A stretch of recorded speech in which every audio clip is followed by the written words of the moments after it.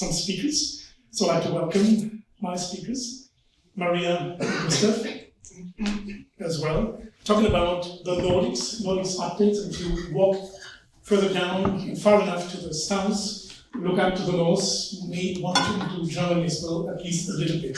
I'm happy to introduce my speakers, ladies first. Maria MacDonald. Maria MacDonald is a Swedish gaming lawyer. We can also say a Scandinavian gaming lawyer because it's not limited to Sweden, based in Stockholm with Nordic gambling, and very experienced, very internationally based. And Maria is not only focusing on gaming law, she also has some practical experience from the operator side, being head of the legal department of Unibet in the past, and also served for Lagadia Sports, which is an interesting background experience to provide you with knowledge that is very valuable today.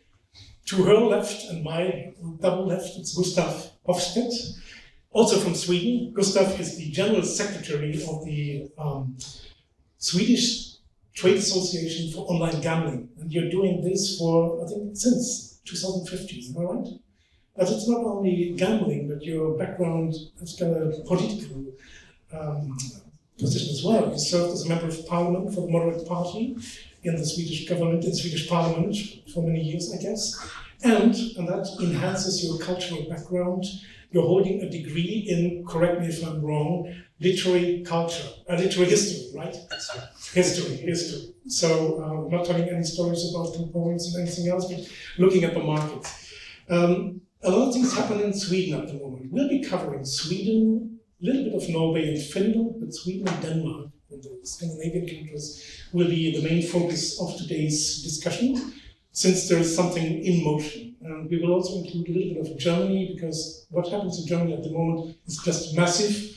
Sometimes a bit disappointing, but at least it's interesting to learn about it. And so 45 minutes is not much, that's why we start. And I'd like to start with Gustav in giving us some background on what's going on in Sweden. There is something, we can say the government is very active, introducing new trends of regulation.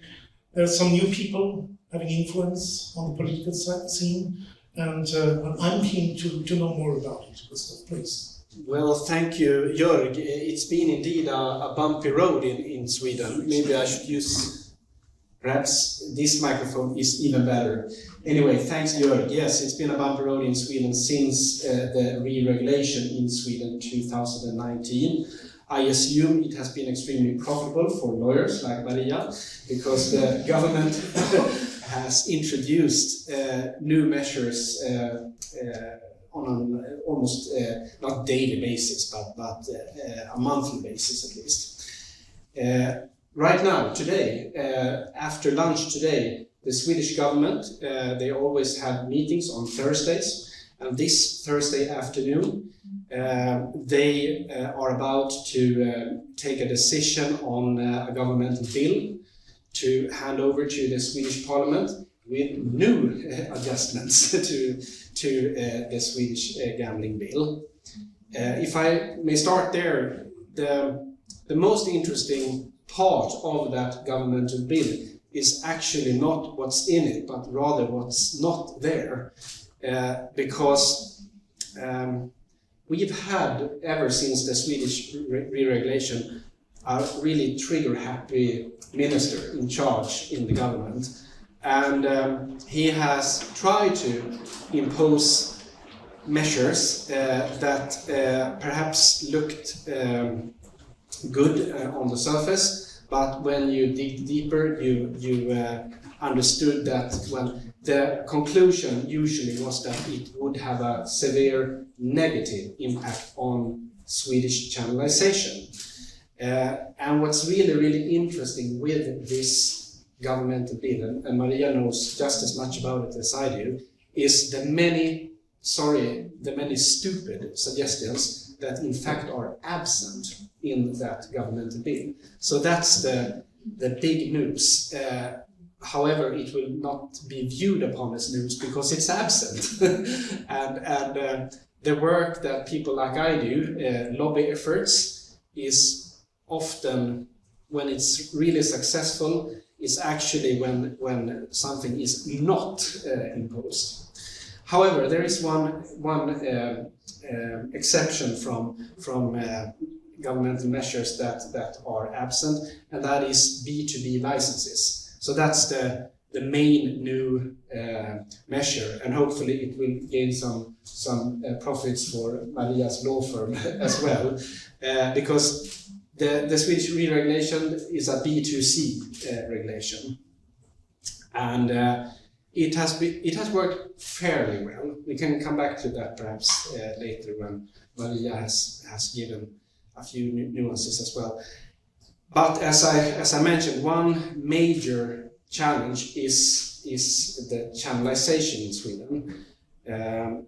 It was a disaster prior to the re-regulation. It was in fact below 50%. So more than 50% of the punters gambling took place at well, not the regulated Swedish market.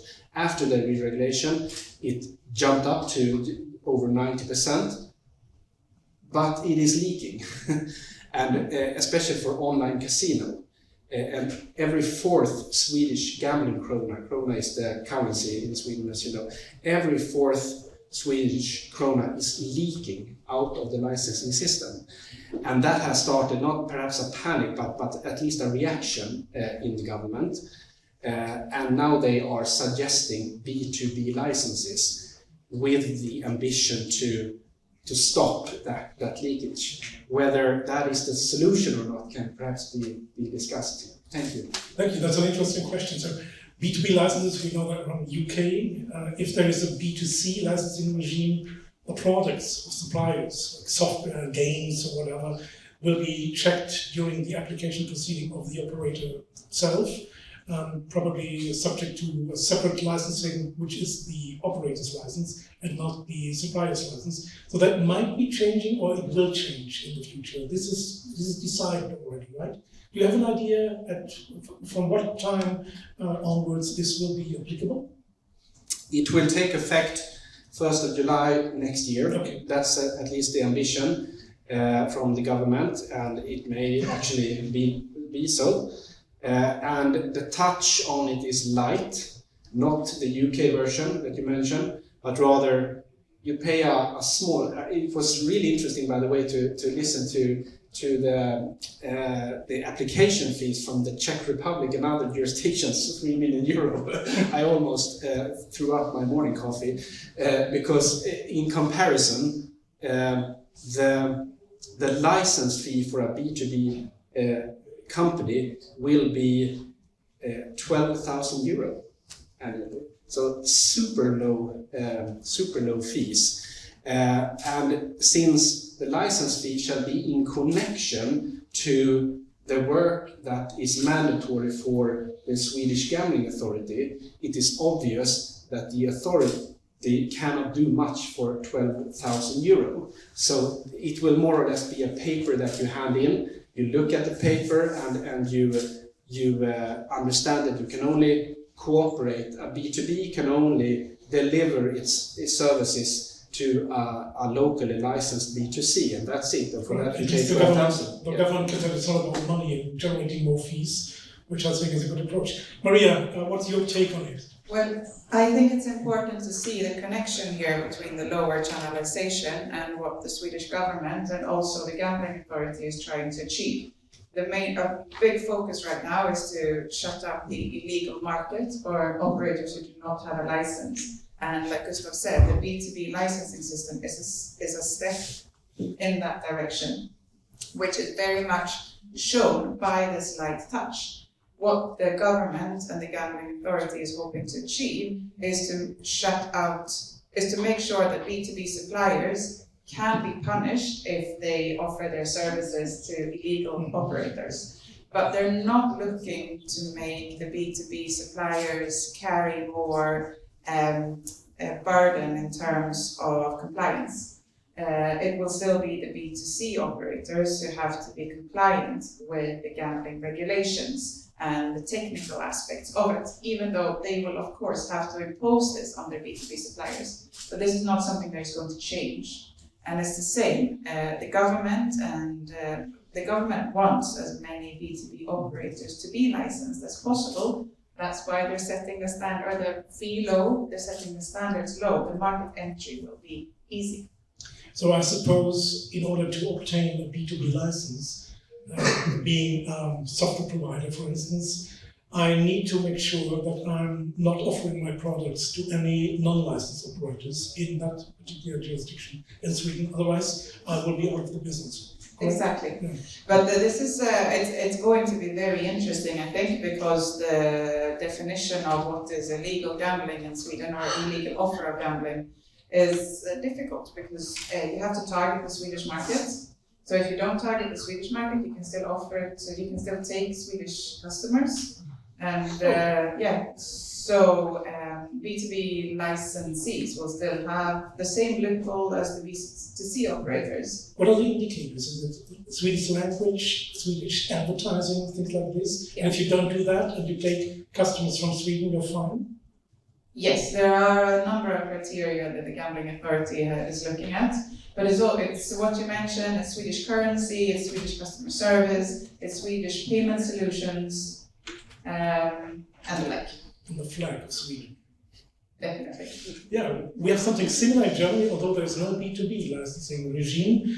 It's part of, well, you can say ancillary conditions in the licenses, or it's part of the advertising regulation. If you work with affiliates in the future, not now, in the future we will only be allowed to work with affiliates which are not offering any services to unlicensed regulators.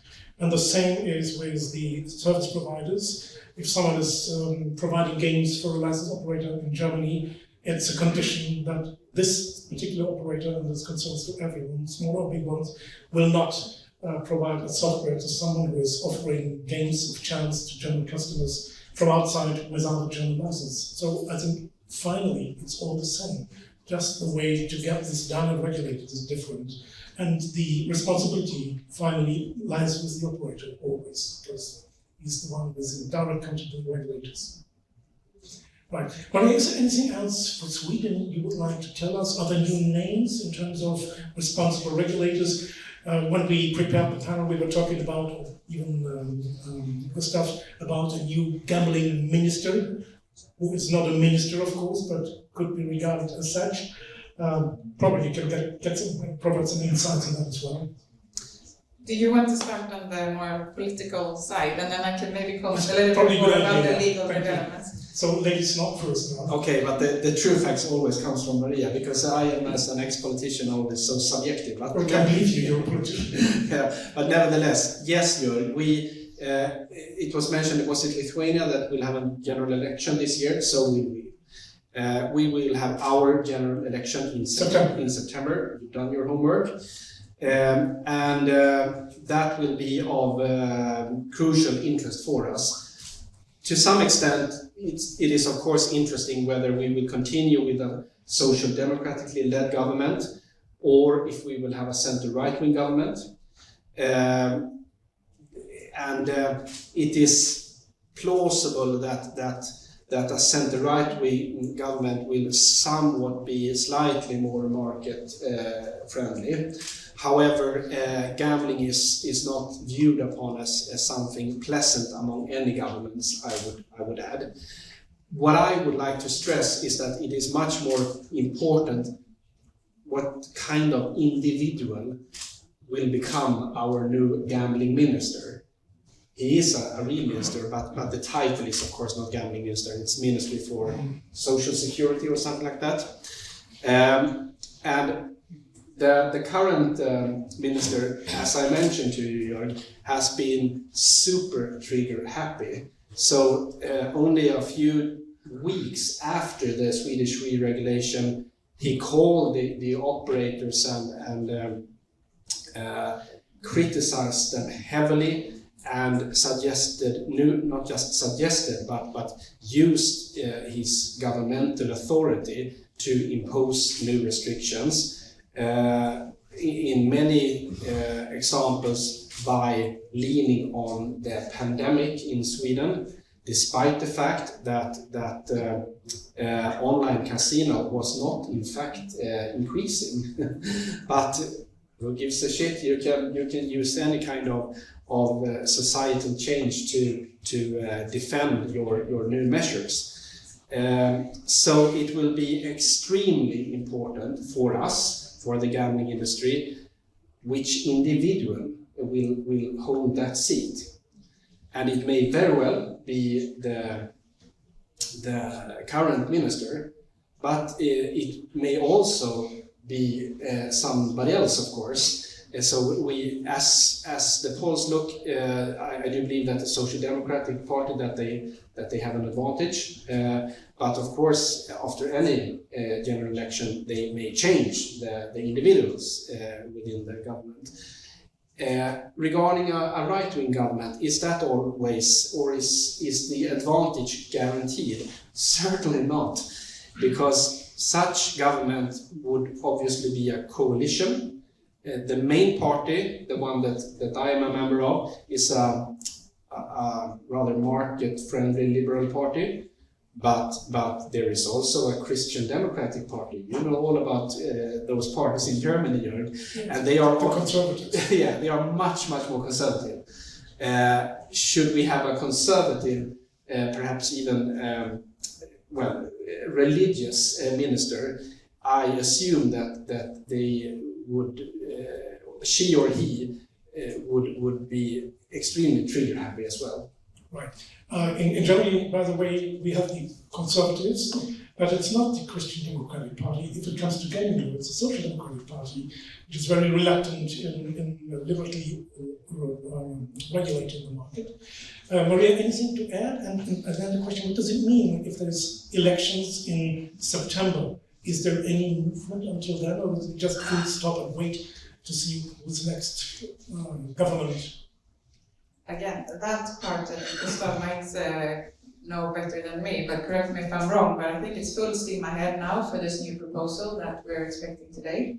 I don't think that that's going to slow down, even though the current government will not be the ones actually putting it through as a law. But it will be put to the parliament, and the parliament will vote.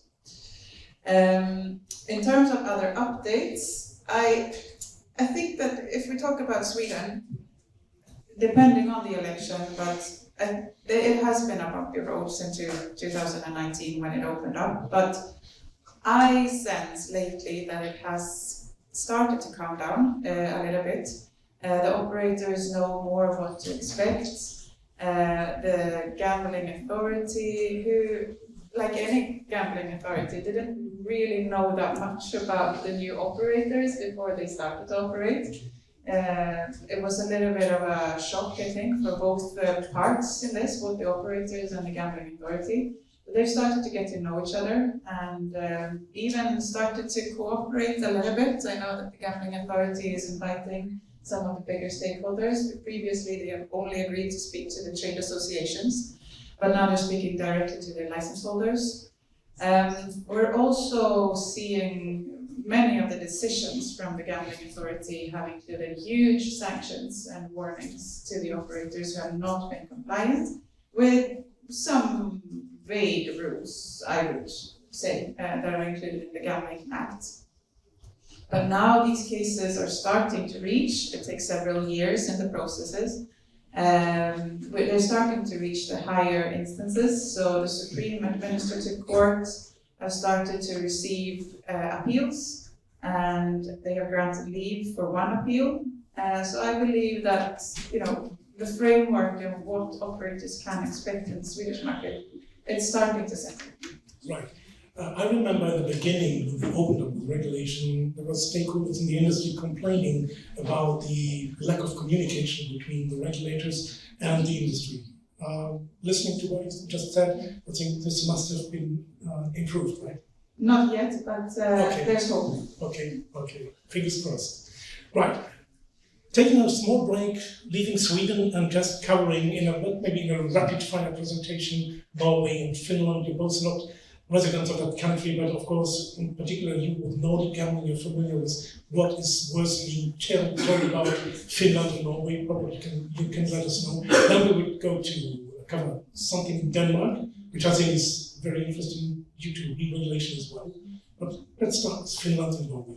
Yes, thanks. As you may know, we have a division in the Nordic countries. Sweden and Denmark are re-regulated, but Norway and Finland taking the opposite stance, and they still have monopolies in place. Meaning that we still have this traditional view upon gambling as something that the state can and should organize, and everyone else should be shut out. We also have the same challenges for the states and the regulators in monopoly states in shutting those operators out. So Norway and Finland have both a similar development in that they include stricter and stricter rules, trying to make it more and more difficult for operators who are not licensed or not part of the monopoly system to not be able to accept their citizens as players. We see right now Finland has recently made a stricter law and are trying to enforce it. We haven't seen any enforcement against gambling operators yet, but we have seen cases where affiliates have been subject to enforcement action. So operators in Finland should really start looking into how they offer their games, how they advertise, or if they should advertise at all. Same in Norway, I know that Kindred, for example, have an enforcement case due to some local presence. So those markets are traditional view, no gambling operators, and it's being more and more enforced. And I believe it's only a matter of time before Finland starts targeting operators as well. Okay, thank you very much. Let's go to Denmark. Denmark, we always talked about the Danish model, serving as a sample of excellent regulation when they started. It was a story of success. Now it seems slightly changed a little bit, and with a jurisdiction that used to be seen as very, I would say, very attractive for the industry, but literally changed slightly to the opposite. If we look at taxation and everything else, would you like to comment on Denmark? Probably you as well first, maybe, and then if you have to add something from your industry perspective, that's more than welcome. Yes, so I agree. I think Denmark is probably still a fairly attractive market compared to many others. But yeah, the tax increase has definitely hit the industry. I know for a fact that our farm was dealing with a couple of license applications when the tax increase came into place, and these license applications were quickly closed down. So definitely it has had an impact on the industry. Denmark is also introducing more stricter marketing rules, which could affect operators as well.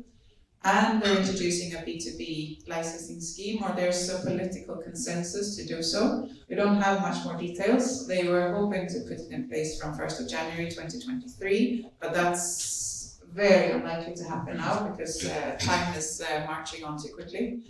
And in comparison with Sweden, this B2B license is going to ensure that the suppliers have more compliance responsibility. So more compliance will be put on B2B operators instead of the B2C operators.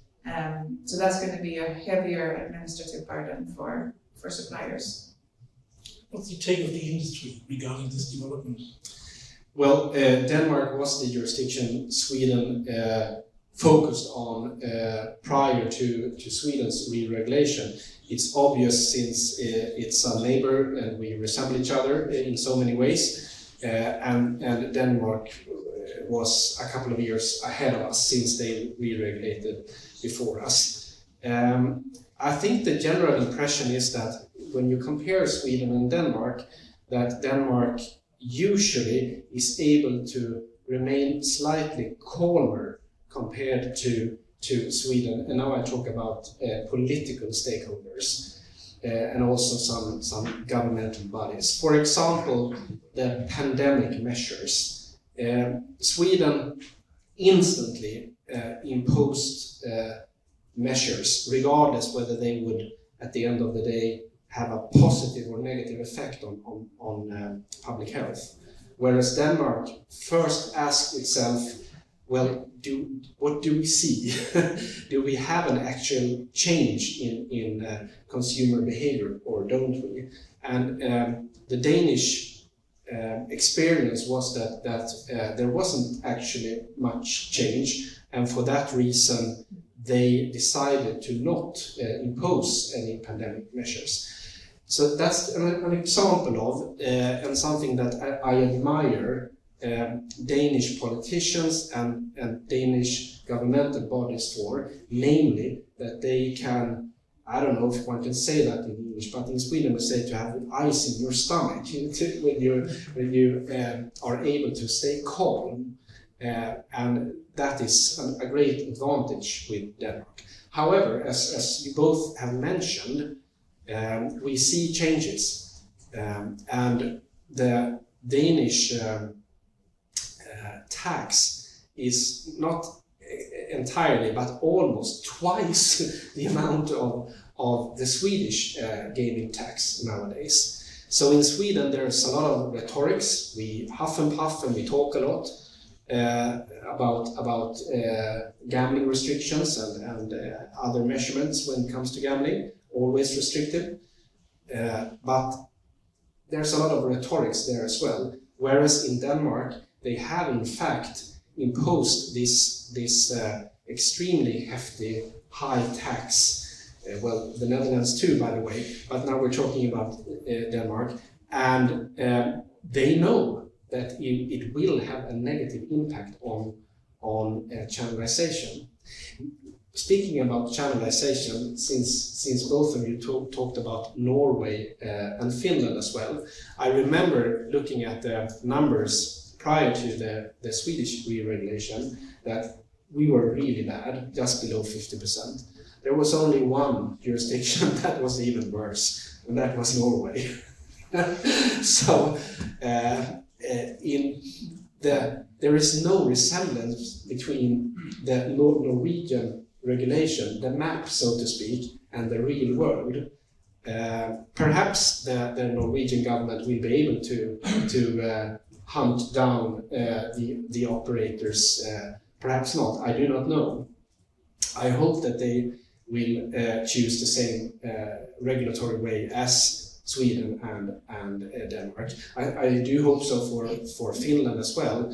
They can be quite fast in changing their opinion. Today they obviously decided to join the NATO, by the way. When it comes to gambling in Finland, I believe, just to give you one example of how sick I believe that the system works in Finland. So the main operator, the monopoly operator in Finland, Veikkaus, they subsidize the political youth parties. So in a democracy you have different political parties. You can be, of course, in favor of a monopoly, but you can also be in favor of a regulated license market. But the state operator subsidizes all those political youth parties. And I believe that is a sick way of influencing the democracy, especially among young people. Gustav, do you think that Finland or Norway would come first in a re-regulation? Since Finland today has shown to be so extremely fast by changing its mind regarding the NATO membership application, I would bet my 100 krona on Finland. I would too. Same here. And there's another aspect. I think Norway really does not need the money coming in from gambling. They have the oil, and the political discussion is not about generating tax revenues and everything else. In a certain way, maybe, but compared to other jurisdictions, I think that's a different. But if I may comment that, Jörg, I slightly disagree with the Norwegian example, because in the Norwegian society, the main advocacy is that non-governmental bodies such as sports institutions, culture institutions, etc., that they are so dependent on those earmarked money that the state-owned monopoly operator in Norway contributes with. We had just about the same system in Sweden as well. Also, we still have a state-owned large operator as well. But the Swedish government wisely decided 2008 to scrap the idea of earmarked fundings for culture and sports. And one jurisdiction that certainly can afford that would be Norway, but they don't. Thanks for your clarification. Thank you. Let's go to another country, the Nordics, which is the most southern Nordic country, depending where you stay and look at it. It's Germany. Just 3 minutes on a small update. There's something exciting to tell, because Germany always used to be a non-regulated market in terms of licensing regimes. There were no online gaming licenses available, at least until 2020. In 2020, only for sports betting, those licensing regimes started. And I can tell you there are still some pending applications from the old regime of 2020 where licenses still were not granted and the decision is just pending. It's unbelievable, but it's the case. And since July last year, we've got a new interstate treaty. Since we're German lenders, 16 German states, and it is with the lender competence to regulate gaming. All lenders signed an interstate treaty, which is a compromise, a very bad, not very professional compromise, which is very restrictive, close to an interdiction almost. And then since 1st of July, we've also a regime established for online casino games. You're no longer allowed to use the term online casino because that's something newly defined as just table games, live games, which is subject to a specific licensing regime with the lenders. You can get 16 different online casino license regimes based on the acts. The lenders can decide whether they grant these licenses to a state-owned company, which is then a monopoly solution, or they can decide, based on the Gaming Act, to grant these licenses to private operators, which has been done so far with Schleswig-Holstein and North Rhine-Westphalia. All the others tend to do the monopoly regime. But the so-called virtual slot machine license and online poker, that is subject to a pending, very new licensing regime, which started in July last year. They built up a new authority in a place which is called Halle. It's a city in Saxony-Anhalt, the former Eastern German state. And since this has been a political decision, it's very hard to develop and monitor anything regarding these proceedings because they started from scratch. There was competence in other German states as regulators, but the politicians, the prime ministers decided we need to build up a new central authority in one of the old, the former Eastern states in order to support the community there. So that was struggling. But they started to take license applications. And I think it's 58 which were received so far for virtual slot machines, which is slot machines only, a very reduced format. There are limitations like €1 stake limit per game and €1,000 deposit limit per player per month. This can be lifted upon request, but needs to be decided by the regulator, and many other things.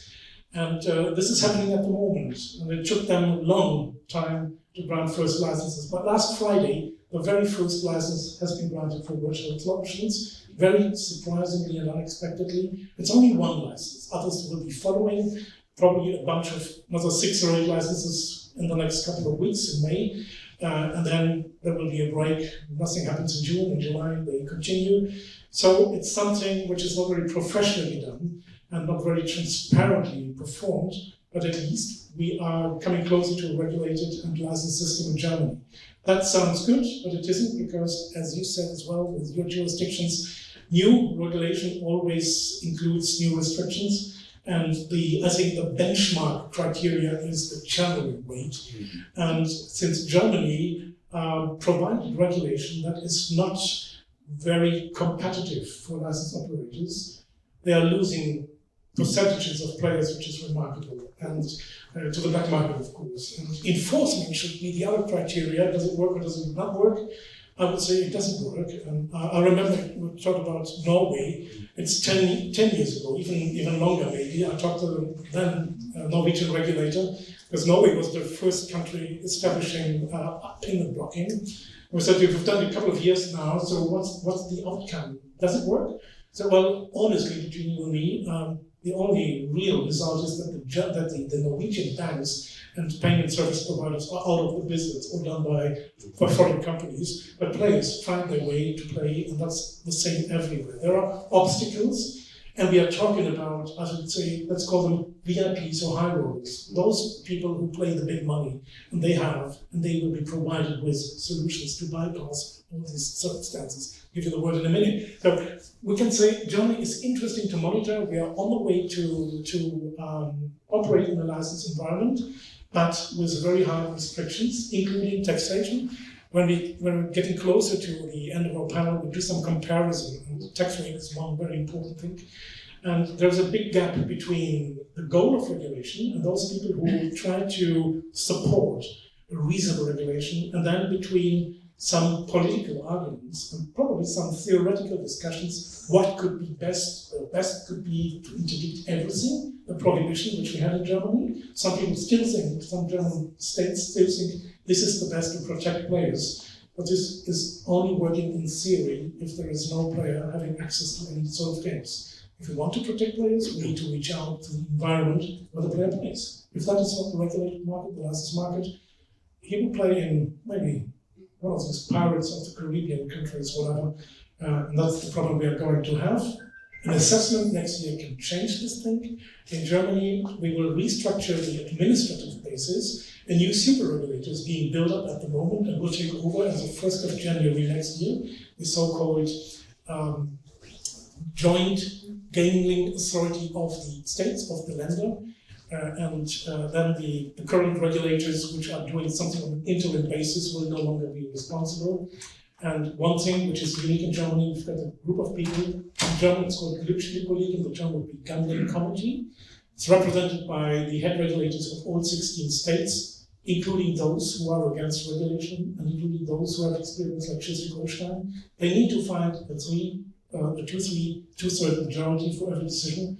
That includes also granting of licenses, even the competence authority in Darmstadt for sports betting, in Halle for licenses for virtual slots. They cannot make the final decision, they need to seek approval, and we have delays of months because they're leading discussions not based on any legal arguments, just arguments, fanatism, what else you can say. But these group of people will be out of the business by the end of this year and be replaced by an administrative board, which is a group of people coming from the state chancellors. I think as a general gaming lawyer, there's light at the end of the tunnel.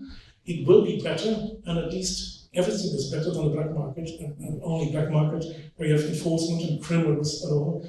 These things have changed in Germany. So that was the outlook on the Nordics in the south. You want to comment on what I said about payment blocking, right? Well, in particular with channelization or channeling, because I couldn't agree more with you, Jörg, as you so rightfully said, that channelization is the benchmark whether you are a successful jurisdiction or not. Obviously, a high channelization is of utmost importance for the operators and the suppliers that I represent, since all are license holders. We cannot be profitable if the gambling is taking place somewhere else. It's also of utmost importance for the state's tax income, obviously. And finally, and probably most importantly, it is of crucial importance if you want to reach out with consumer protection. If the gambling takes place at those Caribbean jurisdictions that you mentioned, Jörg, then we can be quite certain that there is an absence of consumer protection as well. And just to give you an example of Sweden, Maria said that perhaps with some hope that yes, it's been a bumpy road, but hopefully it will be slightly calmer ahead or something like that. Yes, I believe so too, but perhaps a calmer period in Sweden is in fact a threat to us, the commercial gambling operators, as well as consumer protection in Sweden, because the channelization in some gambling verticals is so low that we cannot accept a calm period ahead. We have to take new measures to get back what we lost. We had a channelization of well over 90% 2-3 years ago when it comes to online casino. But as I said, we are now down to 75%, and we cannot accept that number, and therefore we cannot accept anything else but a positively bumpy road. If I Google gambling without a Swedish license on my phone, I will receive 250,000 suggestions on where to go. Sweden has a self-exclusion system, as in many jurisdictions. It's a huge success. I think 75,000 Swedes are excluded in that system. But we hear from Spelfriheten, the #1 gambling addiction institution in Sweden, that for their clients, and they are deep gambling problems that should not gamble at all. Their clients, 9 out of 10 are all of them are excluded in Spelpaus, our self-exclusion system. But 9 out of 10 of their clients gamble anywhere. It needs to be added that you can only have access to that player-parent system as an operator if you obtain a license. Correct. And this is hopefully my final words. The problem is with political stakeholders as well as governmental bodies in my jurisdictions, but in all jurisdictions, is that they are quite good at repressive measures, like in implementing B2B licenses, etc., etc. Repressive measures. But repressive measures is not the golden egg. The payment blocking in Norway is a beautiful example of that. It's not sufficient. If you re-regulate a market and implement a licensing system, the #1 thing that you have to accept is that you have to create an attractive licensing market where the punters will go voluntarily. Otherwise, no repressive measure will work. Some years ago, Italy served as a good example. They changed the restrictive regulation, and all of them overnight, thousands of players came back. Not new players, but those who spent their money outside of regulated markets. Maria, you want to add something? No, I'm sorry, Gustav, you're going to have to talk a little bit more, because I'm interested to hear what measures you do want to see in this bumpy road you want ahead, without compromising responsible gambling and still looking after the consumers. I am a super fan of the Swedish licensing system. So the whole idea when we implemented a licensing system in 2019, we asked the head of that inquiry to balance consumer protection with creating a market where the punters are attractive to gamble on that market. So that work has already been done, and it was made in the inquiry 2017 and implemented in the Swedish re-regulation 2019. The problem is that our governmental bodies, they added new measures, and every such measure comes with a price, and the price is a decrease in channelization and a lost consumer protection. I think it's very interesting, because I couldn't agree more. Just to give one very concrete example, in Sweden you're allowed to give out acquisition bonuses, and there's no restriction on the amount or how you do it. But you're not allowed to give retaining bonuses to keep your customers, or any incentive at all, because that would be considered to be a bonus. Which means that players shop around with different operators, and if there's a new licensee in the market, it's great to go to them because you get a new bonus, which means that the companies don't get to know their players, and they cannot monitor their players as well as they would have been able to if they had had more loyal customers. That's a very interesting point. I'm taking the opportunity to ask you if you have any questions you'd like to raise. Yes, there's a couple of questions. So you were first, sir, but usually it's ladies first, will be second. Please, can I ask you a question, please? Yes. Well, wait for the mic.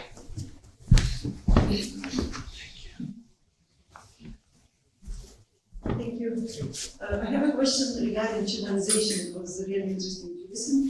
And do you personally believe that high channelization signals good player protection?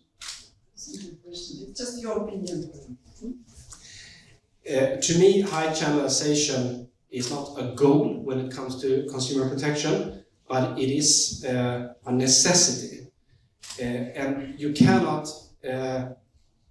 reach any kind of consumer protection if the consumers are not channelized to your own market. So it's not a goal, it's a measure. But without that measure, any kind of consumer protection is you don't reach the punter. Completely unprotected. Yes, and I can see the problem that a regulator or a government or people who make legislation see in this, because if the responsible gambling measures are too lenient, is there then consumer protection? But this is the world we're living in. We have internet, and if it's impossible to close it down. So there has to be a balance, and I agree with Gustav. Channelization is the only way forward. It's a necessity. Thank you. So your question, please. Thank you. I haven't introduced myself. I'm Shimon. I'm from Casino Group. We are running the Global Stock Distribution Initiative.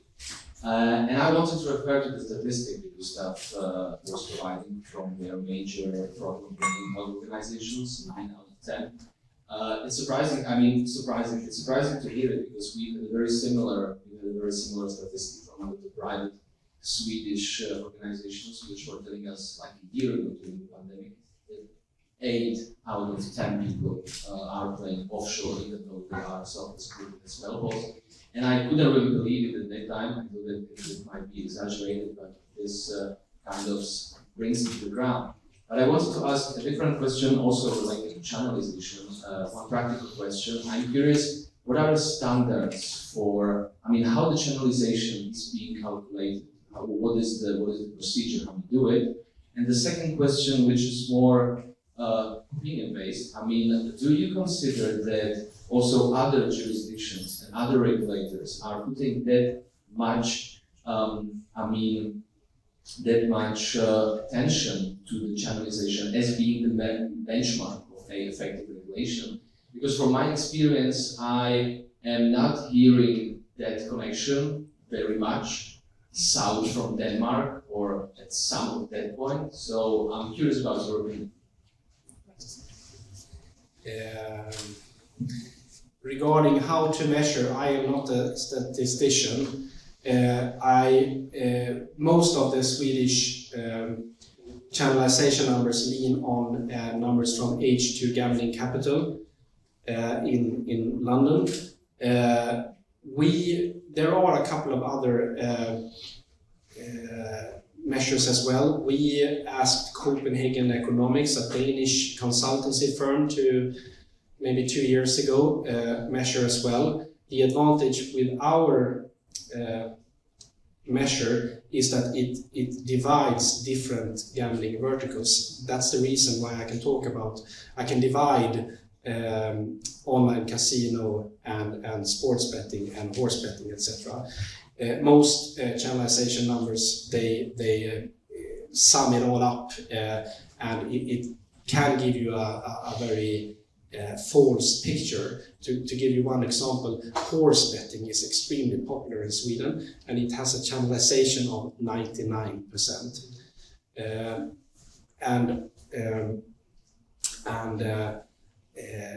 Online casino is included in the same channelization measurement, and for that reason, low channelization in other gambling verticals may be kind of hidden.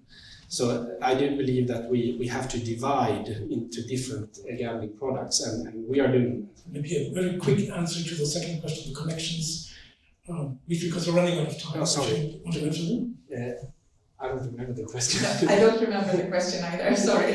I was asking if you think that the channelization as an important factor is also used as a benchmark for effective licensing regime in other authorities, because I believe that I do not see this connection being told or being speak out. South from Denmark, or south you go, the less connection is there between the What's your answer? I think that the Scandinavian countries have a very sober view on this, and maybe that is why they dare to use this as a measurement. Because if you don't look at channelization, then you don't really have a good understanding of your market. That is my personal opinion.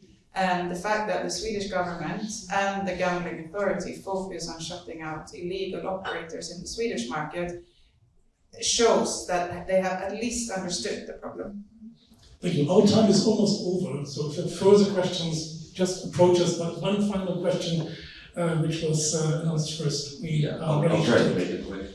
So I'm Marius from Values, and it was mentioned during this speech and previous ones what a boon on the industry illegal operators are. We heard very legitimate and compliant European businesses, and as you mentioned, there's no consumer protection at all. And regulators seem to try to deal with that issue, but their measures seem very ineffective. Lithuanian Gaming Authority bans the websites, but anyone who can smart enough to use a VPN can bypass that. From what you said, in Sweden we're taking some enforcement measures, but as long as illegal operators won't provide their websites in Swedish and won't deal with Swedish currency, they'll fly below the radar. So the question for all three of you is, what do you think would be a measure that the government or regulator or EU would take that would take significant impact on the illegal operator? Excellent question. Short answers?